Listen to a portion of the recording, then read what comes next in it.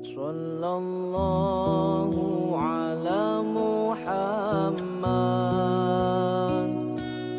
sallallahu alaihi wasallam, sallallahu ala Muhammad, sallallahu alaihi wasallam. Sallallahu ala Muhammad, sallallahu alaihi wasallam, sallallahu ala Muhammad, sallallahu alaihi wasallam. Innal hamdalillah nahmaduhu wa nasta'inuhu wa nastaghfiruh wa na'udzu billahi min shururi anfusina wa min sayyiati a'malina may yahdihillahu fala mudhillalah wa may yudlil fala hadiyalah. Ashhadu an la ilaha illallah wahdahu la syarikalah wa ashhadu anna Muhammadan abduhu wa rasuluh. Ya ayyuhallazina amanu taqullaha haqqa tuqatih wa la tamutunna illa wa antum muslimun. Ya ayyuhan nasu taqu rabbakum khalaqakum min nafsin wahidah wa khalaqa minha zawjaha wa bassa minhuma rijalan katsiran wa nisaa'a wa taqullaha tasaaluna bihi wal arham innallaha kana 'alaikum raqiba. Ya ayyuhallazina amanu taqullaha wa qulu qawlan sadida yuslih lakum a'malakum wa yaghfir lakum dzunubakum wa may yuti'illaha wa rasulahu faqad faza fawzan azima. Fa inna astaqal hadisi kitabullah wa khairul huda Muhammad sallallahu alaihi wasallam wa syarrul umuri muhdatsatuha wa kullu muhdatsatin bid'ah wa kullu bid'atin dhalalah wa kullu dhalalatin finnar. Jamaah salat Jumat Masjid Al-Hurriyah yang semoga senantiasa dalam lindungan dan rahmat Allah Subhanahu wa taala. Khatib mewasiatkan kepada diri khatib pribadi maupun kita semua agar senantiasa bertakwa kepada Allah taala, karena hanya orang-orang yang bertakwalah yang akan mendapatkan keuntungan di dunia maupun di akhirat. Para jamaah sekalian yang semoga dalam lindungan Allah Subhanahu wa taala. Alhamdulillah kita berada dalam agama Islam, agama yang sangat sempurna. Di antara tanda-tanda kesempurnaan Islam adalah sangat memperhatikan detik demi detik dalam fase kehidupan manusia. Dan di antara fase kehidupan yang mendapatkan perhatian yang sangat penting, sangat khusus adalah masa dikala seseorang itu berusia muda. Dari hadis-hadis Rasulullah SAW ada kejadian di padang mahsyar yang kelak akan dialami oleh semua manusia. Semua manusia dibangkitkan dan dikumpulkan di padang mahsyar, sebuah dataran yang tiada satu lekukan pun sebagai tempat bernaung. Tidak ada pohon, tidak ada gunung, lembah apalagi. Semuanya datar, maka semua terpapar pada matahari yang pada saat itu sangat dekat, berada dalam kisaran 1 mil saja. Semuanya berkeringat, semuanya dalam keadaan susah payah, sangat sulit. Sehingga Ibunda Aisyah pernah bertanya pada Rasulullah, karena pada saat itu kata Rasulullah, semua manusia dikumpulkan dalam keadaan telanjang, tanpa alas kaki dan belum berkhitan. Kalau kita pikir secara logika tentu saja pasti di antara wanita atau pria dan wanita saling melirik pada saat itu. Namun jika ditanyakan Aisyah tentang keadaan itu pada Rasulullah, maka Rasulullah menjawab, sungguh keadaan pada hari itu sangat menyulitkan. Melirik pun sangat tidak bisa dibayangkan betapa beratnya kondisi saat itu. Dan manusia pada saat itu ribuan tahun berada dalam kondisi seperti itu, dalam keadaan panas, susah payah. Dalam kepanasan yang luar biasa, manusia terendam dalam keringatnya sesuai dengan ukuran kebaikan maupun keburukan yang dia miliki. Ada yang terendam seujung jari kaki, ada yang sedengkul, ada yang sebatas leher, ada yang tenggelam dalam keringatnya. Dan di antara orang-orang pada saat itu ada 7 golongan yang Allah lindungi dalam naungan Allah, yang pada saat itu tidak ada naungan selain yang Allah berikan kepada 7 golongan ini. Dan di antara 7 golongan itu, satu golongan yaitu seorang pemuda atau kaum pemuda yang tumbuh dan dewasa dalam beribadah kepada Allah Subhanahu wa taala. Hadis ini diriwayatkan oleh Imam Bukhari dan Imam Muslim. Dari sini kita bisa melihat pemuda disebut sebagai salah satu dari 7 golongan yang akan mendapatkan manfaat yang luar biasa pada hari yang luar biasa memberatkan tersebut. Tidak lain karena masa muda adalah masa yang spesial, yang dilihat oleh agama kita sebagai masa yang penting. Memang pada saat muda, para mahasiswa sekalian ataupun para dosen yang masih muda, semuanya secara biologis memiliki keinginan, memiliki nafsu syahwat, memiliki kadar hormon yang membuat dia sedemikian rupa bergejolak.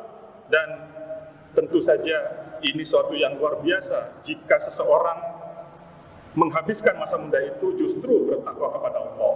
Dan dalam hadis lainnya Rasulullah SAW bersabda, sungguh Allah kagum kepada seorang anak muda yang tidak memiliki keinginan untuk berbuat maksiat. Hadis riwayat Imam Ahmad. Dan tentu, mengapa sampai Allah kagum? Karena diciptakan seorang pemuda dalam kondisi seperti itu yang penuh dengan gejolak, tapi dia betul-betul ingin bertakwa kepada Allah dan tidak ingin berbuat maksiat. Jamaah Jumat rahimakumullah, masa muda adalah masa yang sangat istimewa. Dan ada lagi hadis Rasulullah yang mengabarkan tentang istimewanya masa muda, tentang konsekuensi dari masa muda itu jika itu dilewatkan. Karena dalam sebuah hadis Rasulullah yang artinya pada saat sebelum hisab itu kaki seorang hamba tidak akan bergeser pada hari kiamat sampai dia ditanyai tentang 4 perkara. Tentang umurnya, dalam hal apa dia habiskan, tentang masa mudanya, untuk apa dia gunakan, kemudian tentang hartanya, dari mana dan kemana dia belanjakan, dan tentang ilmunya, untuk apa dia amalkan. Hadis riwayat Imam At-Tabrani. Mari kita perhatikan dari hadis Nabi SAW ini, di antara 4 hal yang akan Allah tanyakan. Sungguh luar biasa Allah bertanya kepada umatnya. Allah bertanya tentang masa muda. Masa muda untuk apa kita habiskan? Maka di situ menandakan bahwa masa muda itu adalah sesuatu yang istimewa. Padahal masa muda ini adalah suatu rangkaian dari usia kita, suatu rangkaian dari usia manusia. Namun Allah tanyakan secara khusus. Kenapa Allah tidak tanya masa tua atau masa bayi? Berarti ada sesuatu hal yang luar biasa di masa muda. Seperti yang tadi saya sampaikan, masa muda justru dalam tubuh kita penuh dengan gejolak, penuh dengan sesuatu kondisi yang secara biologis, fisiologisnya memang membuat seseorang pemuda itu memiliki keinginan yang luar biasa, nafsu syahwat maupun nafsu duniawi maupun nafsu-nafsu untuk meningkatkan karir, derajat dan sebagainya. Dan inilah tantangan yang luar biasa bagi seorang pemuda pada saat dia mengalami masa tersebut. Masa muda itu kapan? Beberapa ulama menyebutkan ada yang mulai dari umur 15 sampai mulai dari akhir balik sampai dengan usia 40 atau 50. 40 adalah puncaknya. Nabi SAW menerima wahyu pada usia 40, sebuah usia puncak. Dan dalam biologis kita bisa melihat bahwa pada saat itu kestabilan dari sistem-sistem tubuh mencapai optimalnya.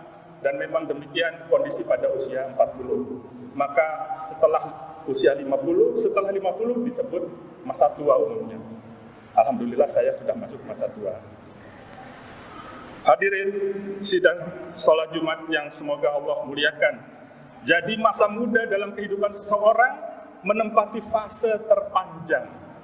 Jika dia mulai dari usia 15 sampai usia 50 katakanlah, dan usianya berakhir di usia 60 atau 70, maka sebagian usianya sebetulnya adalah usia masa muda. Untuk itu dapat kita sangat pahami mengapa Allah memberikan perhatian khusus. Karena panjangnya masa muda itu yang akan dialami seseorang, jika dia berada dalam kebaikan, maka tentu akan mendapatkan ganjaran yang luar biasa. Hadirin sekalian, sekali lagi ingin disampaikan bahwa Islam ini sungguh memperhatikan setiap fase-fase kehidupan kita. Maka salah satu hal yang penting tentang masa muda ini, marilah kita coba renungi bagi mereka yang masih berada dalam kisaran usia itu. Sungguh beruntung dia masih memiliki waktu untuk bisa menjadi satu dari 7 golongan yang akan mendapat naungan Allah di hari pada mahsyar kelak. Aqulu qouli hadza astaghfirullah li wa lakum.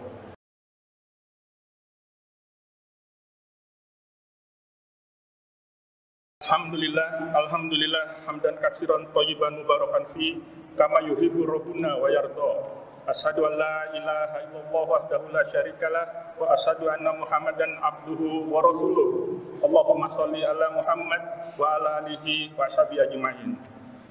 Jamaah sidang Jumat yang berbahagia, Allah Subhanahu wa taala dalam Al-Qur'an menyebutkan tentang pemuda-pemuda yang luar biasa, dan di antara itu ada nabi-nabi yang memang ditakdirkan sejak muda membuat sejarah-sejarah yang penting dalam perkembangan agama kita ini. Di antaranya Allah bercerita tentu saja tentang pemuda yang hebat, yaitu Nabi Ibrahim alaihissalam. Beliau telah memulai kiprahnya sebagai orang yang mengesahkan Allah, sebagai orang yang menolak berhala-berhala di usia yang sangat muda. Dan bahkan beliau juga harus berhadapan dengan ayahnya yang termasuk mereka-mereka yang penyembah berhala. Dan dalam surat An-Nahl 120, petikan di antara ayat tersebut, Allah sebutkan Inna Ibrahima kana umatan. Sesungguhnya Ibrahim adalah seorang imam. Dalam ayat ini Allah Ta'ala menyebut bahwa Nabi Ibrahim alaihissalam adalah seorang umat, walaupun ia hanya seorang diri. Disebut umat oleh Allah Subhanahu wa Ta'ala karena dia memiliki sifat-sifat yang hebat. Dia tegar meskipun sendirian. Dia menghancurkan patung-patung dan berhala yang disembah oleh semua penduduk negerinya. Maka Allah Subhanahu wa Ta'ala pun membuat Nabi Ibrahim SAW ini panutan bagi seluruh nabi, dan bahkan Nabi kita Muhammad SAW Allah perintahkan untuk mengikuti risalah dari Nabi Ibrahim. Dan kemudian kisah kedua Allah juga ceritakan dalam Al-Quran adalah Nabi Yusuf alaihissalam. Kita sangat paham kisah Nabi Yusuf, seorang pemuda yang digoda oleh seorang perempuan yang sangat amat cantik. Perempuan yang sudah cantik, kaya lagi, punya kedudukan. Nabi Yusuf seorang pemuda yang di dalamnya ada gejolak juga terhadap wanita. Dan Nabi Yusuf dengan bimbingan Allah dapat menolak ajakan ataupun godaan dari wanita tersebut, dan Allah puji Nabi Yusuf dalam surat dalam Al-Quran. Dan itu adalah juga menjadi teladan bagi kita bahwa sehebat apapun godaan, jika kita memang seorang pemuda, seharusnya bisa juga untuk menahan godaan-godaan yang luar biasa.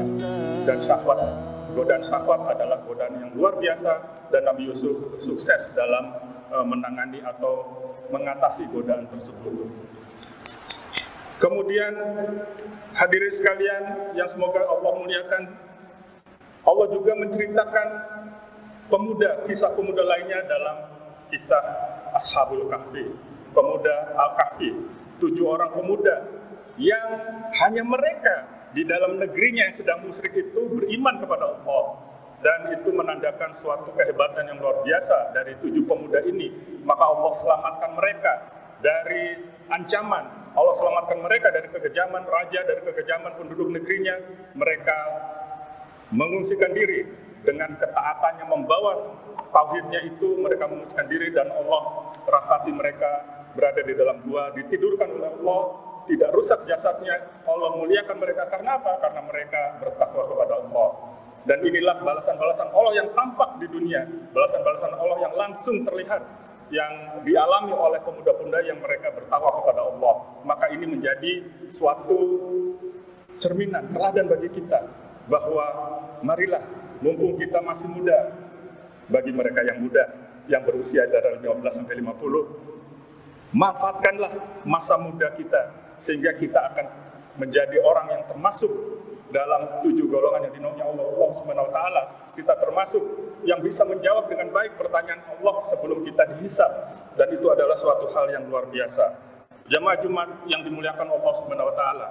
Sekali lagi ingin disampaikan bahwa masa muda adalah masa istimewa dalam Islam, dan Allah memberikan perhatian khusus, maka kita pun harus memberikan perhatian secara khusus pada pemuda. Pesan saya kepada para mahasiswa, saudara pada saat ini berada dalam kisaran usia tersebut, pelajarilah ilmu agama, milikilah teman-teman yang senantiasa membawa saudara kepada ketaatan kepada Allah Subhanahu wa taala. Hadirin sekalian, sholat Jumat yang berbahagia, dan menariknya lagi, Allah Subhanahu wa taala mentakdirkan pengikut Nabi kita sallallahu alaihi wasallam adalah para pemuda. Banyak sekali di antara pengikut Rasulullah di awal-awalnya adalah para pemuda, dan juga mereka yang mungkin kurang berharta. Jadi di sini memperlihatkan bahwa harta, kedudukan bukan menjadi ukuran dalam Islam, tetapi ketakwaannya kepada Allah Subhanahu wa taala lah yang akan membuat seseorang mulia di sisi Allah.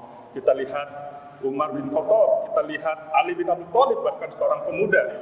Kita lihat beberapa pemuda lainnya, Muaz bin Jabal dan sebagainya. Mereka-mereka yang luar biasa dalam kemudian mengembangkan Islam ini ke seluruh dunia. Mereka adalah pemuda-pemuda tadinya yang kemudian paling duluan bertakwa, paling duluan mengikuti ajaran Rasulullah Sallallahu Alaihi Wasallam. Semoga Allah Subhanahu Wa Taala senantiasa menjaga para pemuda kita, menjaga mereka bertumbuh dalam ketaatan kepada Allah dan menjadi generasi pemimpin masa depan yang berkualitas. Di akhir khutbah ini kami ingatkan untuk senantiasa kita dapat bersolawat kepada Nabi Sallallahu Alaihi Wasallam, karena siapa yang bersolawat kepada beliau 1 kali akan dibalas 10 kali. Innallaha wa malaikatahu yusholluna ala nabi ya ayyuhalladzina amanu shallu alaihi wa sallimu taslima. Allahumma sholli ala Muhammad wa ala ali Muhammad kama sholaita ala Ibrahim wa ala ali Ibrahim innaka Hamidun Majid. Wa barik ala Muhammad wa ala ali Muhammad kama barakta ala Ibrahim wa ala ali Ibrahim innaka Hamidun Majid. Allahumma fir lil muslimina wal muslimat wal mu'minina wal mu'minat al ahya'i minhum wal amwat innaka anta sami'un qaribun mujibun da'wat. Rabbana zalamna anfusana wa illam taghfir lana wa tarhamna lanakunanna minal khasirin. Rabbana la tuzigh qulubana ba'da idh hadaitana wa hab lana min ladunka rahmat innaka antal wahhab. Rabbana hab lana min azwajina wa dzurriyyatina qurrata a'yun waj'alna lil muttaqina imama. Rabbana atina fid dunya hasanah wa fil akhirati hasanah wa qina adzabannar. Wa sallallahu ala nabiyyina Muhammad wa ala alihi wa sahbihi ajma'in wa akhiru da'wana walhamdulillahirabbil alamin. Sallallahu ala Muhammad, sallallahu alaihi wasallam, sallallahu ala Muhammad, sallallahu alaihi wasallam, sallallahu ala Muhammad, sallallahu alaihi wasallam, sallallahu ala Muhammad, sallallahu